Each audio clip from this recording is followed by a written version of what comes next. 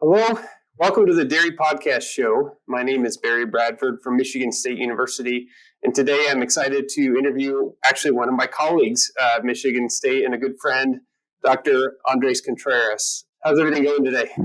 Hello, Barry. Very good. Thank you. How are you today? Excellent, thanks. Thank you for the invitation to participate in the podcast. Andres, I like to tease you because you're a doctor. I'm going to probably call you that the whole podcast, but could you start off by talking a little bit about your background? Where'd you come from? How did you end up here doing what you're doing today? Yeah, sure. I'm originally from Colombia. I received my DVM down there at the Universidad Nacional de Colombia. I did practice in Colombia for about 4 years. My clients were mainly grazing dairy herds and some cow-calf operation.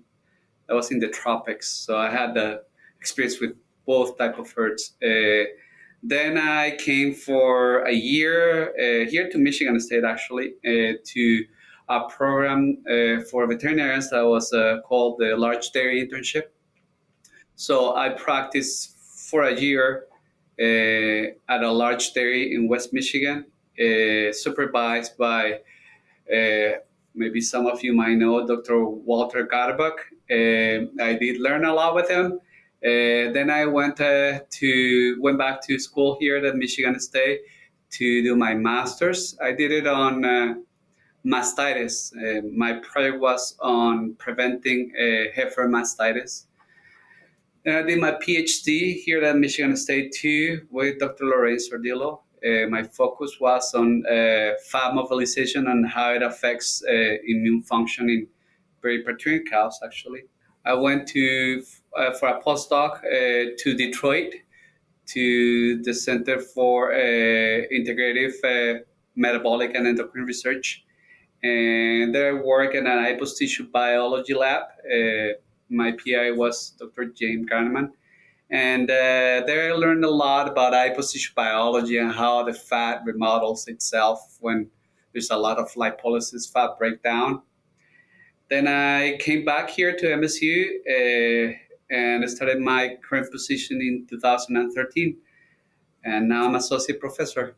Well, it's amazing the kind of people that you were mentored by, and what's great about that is you had mentors that working in basic biology to veterinary practice. Dr. Gudebach is of course famous, and then sort of in between there, Dr. Sordillo, who of course we just lost last year. It was a big hit to our program here. But Andres, fill me in a little bit on your research program, if you would. What are the major thrusts of your research today? And then we can get into a little bit of tying that into how that impacts the industry. Sure. Well, my program focuses on the biology of the fat, the adipose tissue in dairy cows, especially peri-parturient dairy cows. So we seek to understand how is that the fat tissue adapts to periods of negative energy balance and how that might impact how the cow functions, not only production-wise, but also how she might become more or less susceptible to different diseases depending on the intensity of the fat mobilization in the adipose tissue, and looking for tools that we could use, either drugs or nutritional interventions, such as fatty acid supplementation, that we could actually modulate the intensity of that fat mobilization and make the cow more productive and less prone to having diseases in the peri-parturient period. So help me think through something, first of all. So certainly one thing that's been communicated pretty effectively, I think, to the dairy community is that the last thing we want in a cow that's about to give birth is for her to be too fat, right? So if we want to keep cows from getting over-conditioned, why is it then that you're also saying that mobilizing or releasing too much fat is a problem, right? It seems like you want it both ways. She can't be too fat, but then if she loses fat, that's a problem too. Help me understand that. Yeah, two things. You don't want a cow that's too fat, and you don't want a cow that's too thin. I'm pretty sure all the producers know that if you have a cow that's gonna calve and is too thin, she's not gonna make any milk. Well, the same thing happens with the cow that's too fat. The problem with the cows is that they are very sensitive, especially around calving, to negative energy balance, and they mobilize a lot of fat in a very short period of time. So when you have a cow that's too fat, she's gonna mobilize a lot of fat in a very short period of time, and because she has so much stored, the source is going to be excessive, and then that's going to overload all the system. In this case would be the liver, and perhaps other organs, and then we're going to start having issues. So that's the reason why the cow is very sensitive to negative energy balance within the first 2 weeks after calving. She's going to respond mobilizing a high amount of energy from the fat, and she might not be able to handle all that energy. That makes sense. So help me think through the excessive fat then. What do you mean that she's maybe not able to handle it? What are the implications of that for her health? Yeah, so there are several layers of this story. The first one is that the liver of the cow is not built, if you will, to handle the amount of fat that can be mobilized within 1 or 2 weeks after calving. The liver would become overstocked with fat, and it will try to store it as a lipid, and that's when you start to see a fatty liver. Or it might try to actually provide additional energy to a cow, and it will start to produce ketone bodies. However, she is not very effective. The liver of the cow is not very efficient in exporting the right amount of ketone bodies in order not to become overfilled with lipid.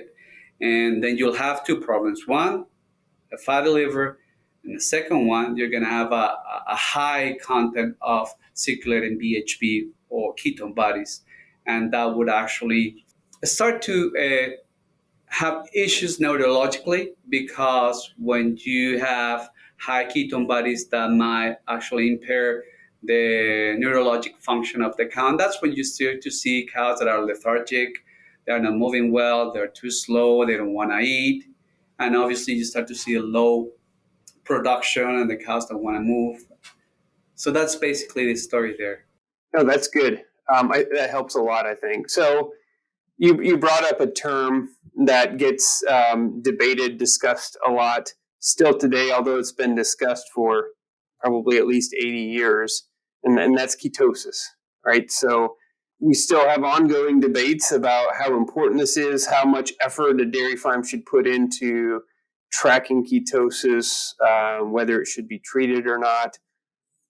Walk me through this from the beginning. How do we even find a cow with ketosis, and what's ketosis versus subclinical ketosis? That's an excellent question, Barry. So first, we have to define ketosis in two groups, right? One is the clinical ketosis, where you see symptoms, lethargy, a drop in appetite, a drop in milk production.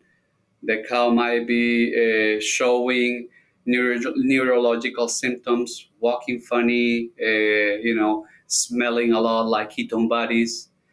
That's the individual cow. That's when you have a problem, you have to treat the cow.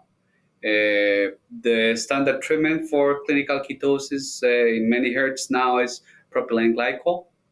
And then we have the other type of ketosis that it's difficult to define because it might actually vary depending on herd. There is a definition out in the literature that says that it's any cow that has above 1.2 millimolars per liter of beta hydroxybutyrate, she's considered a cow with subclinical ketosis, and then above 3 is a cow with clinical ketosis. But if you go out to herds, you'll hear veterinarians, you'll hear dairy producers that are saying, okay, but I have cows that have 1.8 or 2.5 of BHB, and they're fine. They're the cows that make more milk in my herd. And I don't want even to touch them, because if I touch them, I'm pretty sure she's going to drop the milk the next day. So the definition is needs to take into account, first of all, I think the breed. The Holstein breed has been, constantly bred for higher milk production. And if you breed cows to make more milk, their organs are going to be built to withstand higher levels of NIFAS and higher levels of PHP.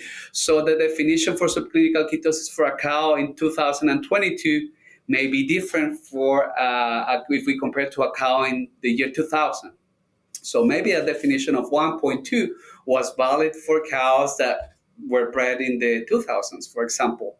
But if you think about it, we have like 7 or 8 generations now where we have improved not only the milk production, but also how efficient they are in utilizing the feed that we provide. So maybe they're able to handle 1.2, 1.5, even 2, and make a lot of milk and be productive and have a good reproduction. So that's where defining subclinical ketosis is more an issue that might depend on the herd, on the individual cow, or even with the age of the cow. Maybe older cows might or not handle better high concentrations of BHB in plasma than younger cows.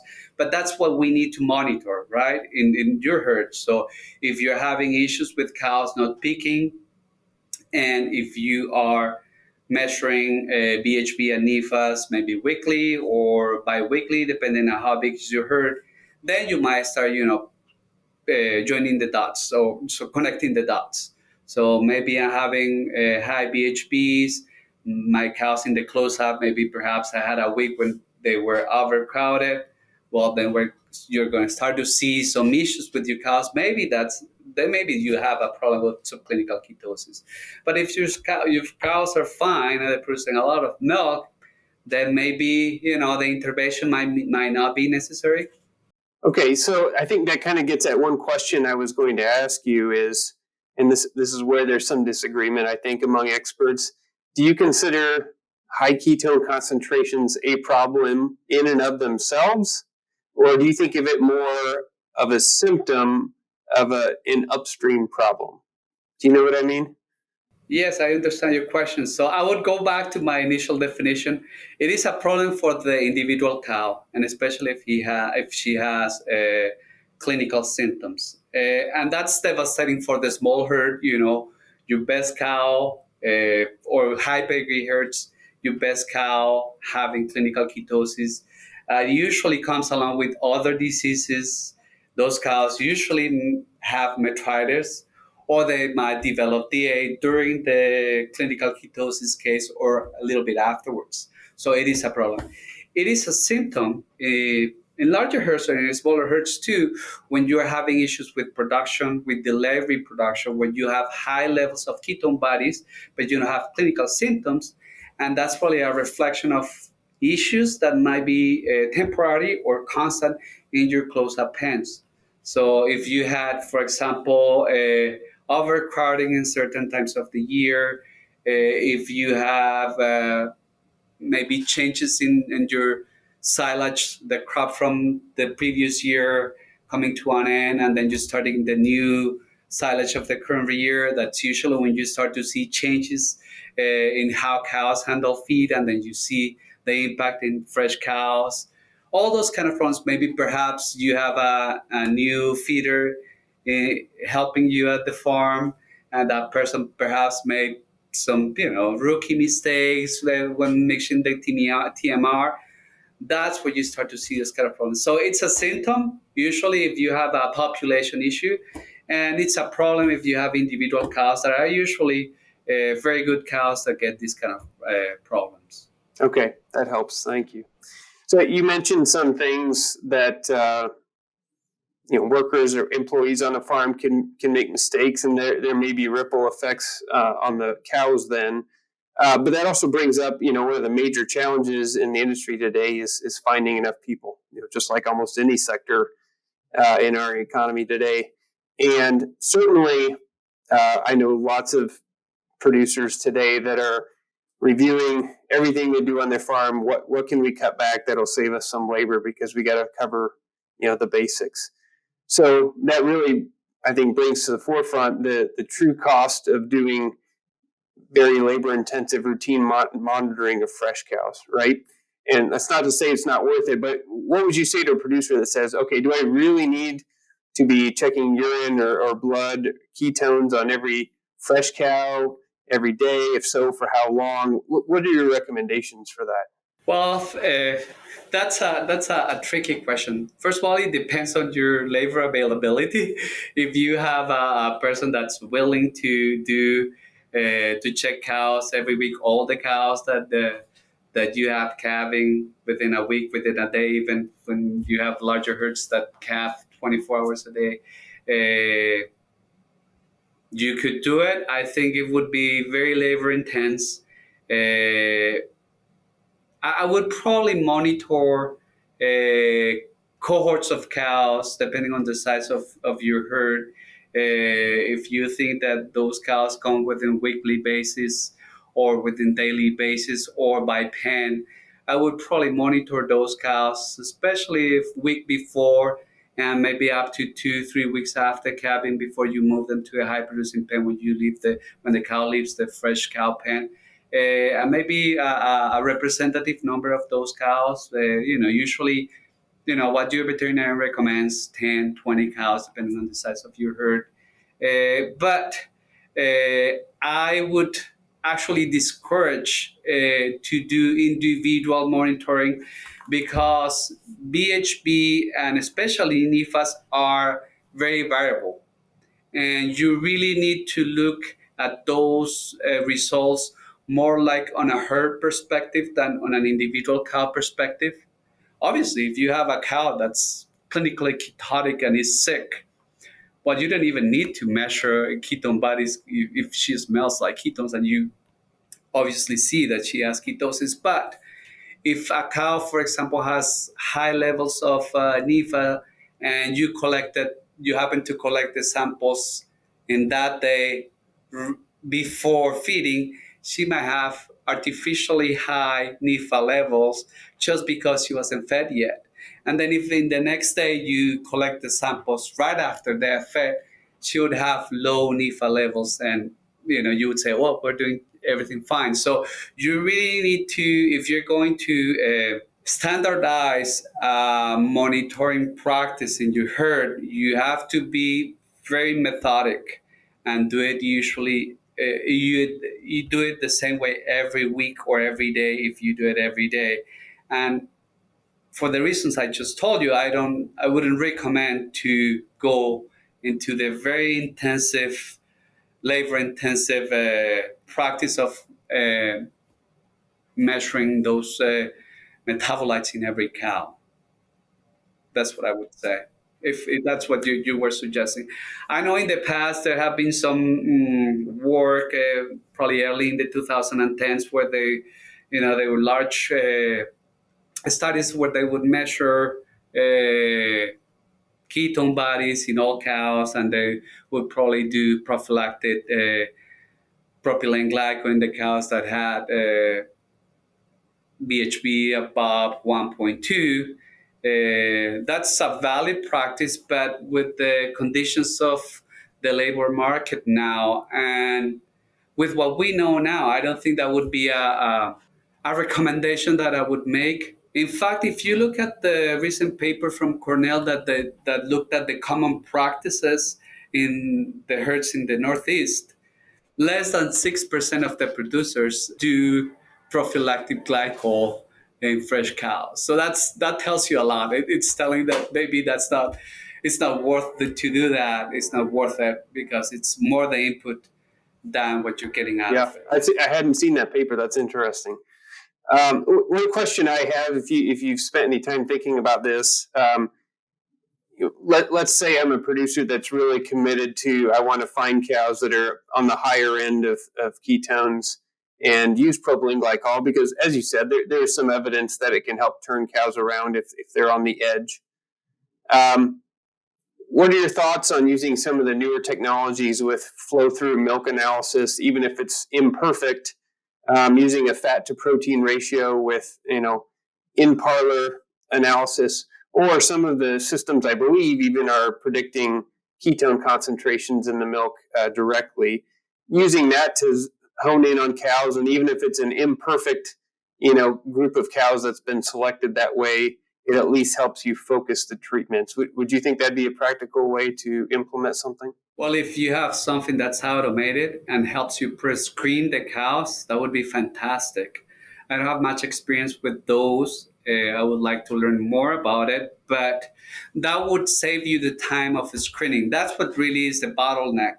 You cannot screen every single cow that calves, and checking her just once after calving is not sensitive enough. You will not be able to detect the cow when it's really sick. So those automated screening tools that are coming and that some herds are already using, they would be very helpful. And once you actually identify the cow, you can do a more in-depth screening that would involve obviously measuring ketone bodies and actually doing a physical exam on the cow and see if the high levels of ketone bodies are impacting her health or the productivity. Sure. Yep. Yeah. So I think several manufacturers now offer those. It's usually a somewhat more expensive than the base model, although the robots, I think, at least Lely robots I know, offer those component estimates that might be useful in that way. Fortunately, in a robotic herd, they tend to not lock cows up and the feed line, so then you have a different bottleneck, right? But interesting things, I think, to consider moving forward. Let's turn to prevention then, because from your advice, which makes sense to me, it may not be worth screening hundreds, thousands of cows in a year to try to find those that are borderline ketotic. What are the best methods that you would point out for a herd that's having trouble with this issue to prevent it from happening in the first place? Well, the first thing is management of the close-up pen. That's crucial. If you have overcrowding, if you have issues with bedding, if you have issues with bunk space, that's gonna get reflected in the fresh cow pen. And you can have the nicest fresh cow pen with excess beds. But if you don't have that in the close up, it's not gonna matter. You're gonna still have the issues. Have the herdsman that's more knowledgeable of cow health, checking the close-up pens. That's crucial too in the herds that do have that luxury. A person that really knows about cows, checking every day the close-up pen is going to help you a lot to identify the cows even before they become clinical in the fresh cow pen. Be very careful with changes in the feed. That includes the feeder, that includes the equipment. For example, at the end of the year, if that's the case in your herd, when you switch silage from one year to the other, that's usually a time when you see a peak in metabolic diseases after calving. I think is really, I would say, micromanage the close-out pen more than manage the fresh cow pen. So if you have a well-managed close-up pen, I don't think you will reduce the fresh cow issues by a lot. I don't know what percentage, but I can tell you that it will make a difference if you are having troubles with the fresh cows. Great. Those are all great points. I think that makes a lot of sense. When there's a million things going on in a dairy, we all would love a silver bullet, but usually the devil's in the details, right? And getting all the little details right every single day, and that can get hard. Without trying to ruin any upcoming patents you might have, I don't want to get in the way of you and becoming incredibly wealthy. I wish. What are you excited about in terms of emerging technologies that might, be a little bit more of a silver bullet or something, consistently effective to help cows sort of with their metabolic challenges at the beginning of lactation. Is there anything on the horizon that you are excited about? Well, I think on treating ketosis, it's very important to maybe start to understand that it is a disease that's not coming exclusively from hepatic malfunction. In my lab, we believe that everything comes from the dysfunction of the fat tissue. I know some people might disagree, but that's what it is. But I think when we start treating ketosis as a disease that comes from dysfunction of adipose tissue, we might have a broader pool of tools that we could use to prevent it and to treat it. So if we could inhibit, not totally, lipolysis when we treat cows with ketosis, we believe that that would benefit the cow. Mm, Something that we have forgotten and we usually don't put attention to is that cows with metabolic diseases are also in pain. You never hear about someone treating a ketotic cow for pain, for example. You only treat cows for pain when they have, maybe some locomotor issue, like if they are lame, or after you do the DA, if you do a surgery. So maybe those two things are going to be important in the future when we treat clinical cows with clinical ketosis.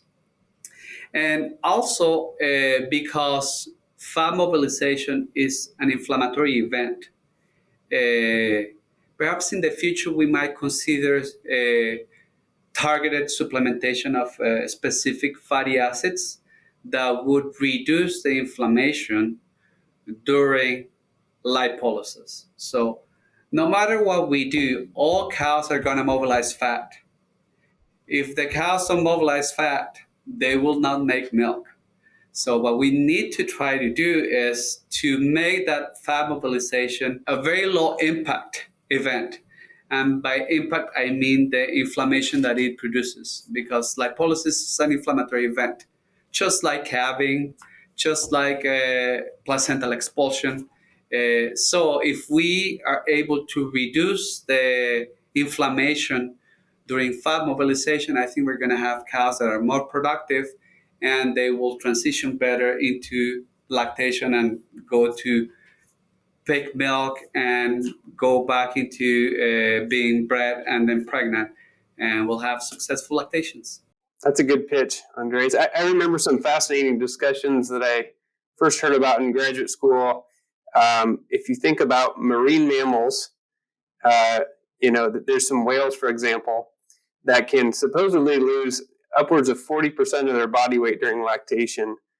And for all we know, don't have massive problems with ketosis or metabolic problems, although they're not nearly as well studied as a cow.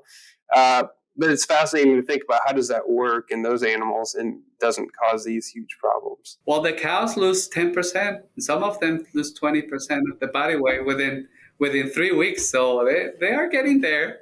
Well, obviously not like a whale, but I always tell people, a lot of us need to lose some weight, but we've definitely learned there's some downsides of losing it too quickly. Right? No question. Well, maybe you already answered this, but I wanted to shoot this one at you because I think by challenging dogma, we can push the field forward. Is there something that you really believe strongly that you think most people would disagree with? the way I think fat mobilization is necessary, but excessive fat mobilization will trigger many of the predisposing factors for disease in cows. If fat mobilization is not dysregulated, the cows cruise the transition period. If you have any problems in the fat, you will always have a disease or less production. So I'm very adipocentric on. I was going to tease you about whether any process in the cow starts anywhere else other than in fat. Well, if it doesn't start, it goes through the fat. So, because the other thing is that the fat is everywhere. It's everywhere. There's only one liver. There's there are only two kidneys, but you see fat everywhere, and that's why the fat can affect several processes in the cow, and because it's right there, and so that's why I am adipocentric on on cow physiology and cow pathology. So, Andres, maybe we should dig into that for just a second because, I mean, you and I live in a pretty similar world. Not everybody is spending a lot of time reading the current biology literature. When I went through school, as an undergrad at least, I mean, we spent in anatomy and physiology, we spent probably less than half a lecture on adipose tissue, right? Because it did one thing, it stored energy and it released it when you need it. So why now do you think it's so important? Like, it doesn't make sense. I think you're just trying to get more funding. Well, you know what? For maybe four or five key things that research found in the past probably 30 to 40 years have made a difference on how we approach and how we understand adipose tissue. First is an endocrine organ. It secretes a lot of hormones. We need, in the past, we never thought about the adipose tissue an endocrine organ. So it secretes, for example, adiponectin, which helps the liver to use sugar. It also helps the muscle to use fatty acids as energy source. It also secretes leptin that promotes appetite. It suppresses appetite. Yeah, it also yeah, it depresses. It also it's a reservoir of immune cells.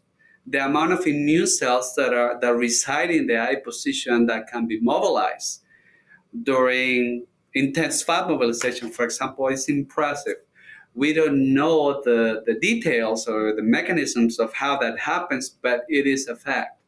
It also can store or can be a reservoir of disease. For example, HIV patients, one of the main reservoirs of the virus is in the fat. COVID-19, the same thing. So we are starting to see that the fat tissue is involved in so many metabolic and immune processes that we are learning to give the tissue attention and understanding how it might affect other processes. And that's what has changed in the past 30 to 40 years. And I think one of the key things that really pushed this research on adipose tissue was the obesity epidemic. But it's important to know that we don't have a definition for obese cows. The cow is a completely different subject than a human with obesity. It functions totally different. So making a comparison between the two it's problematic, to Okay. say the least. Yeah. Yep, fair enough. Thank you for that background. It's been a fascinating area of research, and I'm sure we have a long ways to go in understanding it completely. Well, I have three I've got to bounce off you that we ask from every guest. And so, first of all, I want to know, what's your favorite dairy-related book or resource that you'd point people toward? I like to read progressive dairy. Yeah, I always do. I think it keeps me connected with what producers do, and I enjoy reading it. Excellent. Okay. What about your favorite book or resource outside of agriculture? Favorite book? Now I'm reading with my sons two books. One is the 48 Laws of Power, and I think they're using those laws against me now. As they should. Yeah, and then I'm sure. yeah, and the second one is verbal judo. I think those, communicating with people is super important, and especially with teenagers. In my case, with my sons, but also with producers, dairymen, people that helps you in the farm with milking the cows. We need to communicate with them in order to have a very progressive and efficient dairy. So Absolutely. it's the same for us when we go out to the herds to do research. We need to communicate with them. So I think communication it's key. Very good. Verbal judo. Okay. So lastly, in your opinion, what sets successful dairy professionals apart from those that are less successful? Eh, I think having the always contextualizing your decisions is key. For example, now when you have higher milk prices, but at the same time you have higher feed prices, your decisions need to be framed towards that context, that general context. Maybe in 2009, that context was totally different because you had very cheap milk, but at the same time, maybe the prices of feed were not, or were some of them were expensive, some of them were not. So, reading the context and thinking outside the herd, thinking outside the region is super important in taking decisions. And that obviously, if you take the right decision, taking into account the context of the situation, you'll be successful no matter what. I think that's a great point. And not to be a downer, but I think you're exactly right. And I think that's where the volatility of inputs and outputs in the last few years have made that so difficult, because good decision makers want to have some modestly reasonable projections of what things look like before they invest in something new. And so knowing what that context is going to be is incredibly difficult today. Yeah, and that's why not everybody is so successful, right? Because It's not easy, right? some people are better than others in reading the market, but there is luck, obviously, too, right? So you gamble and taking some decisions, and You make a gamble and you hope it pays off, right? yeah. Well, Andres, I've really enjoyed this conversation. Thanks for agreeing to do this. Let's get together again across campus sometime. Okay, thank you, Barry, for the invitation, and I hope everybody enjoys this dairy podcast, not only this episode, but all the ones that are coming. All right, thanks. And be sure to check in, everybody, for the next episode. Take care.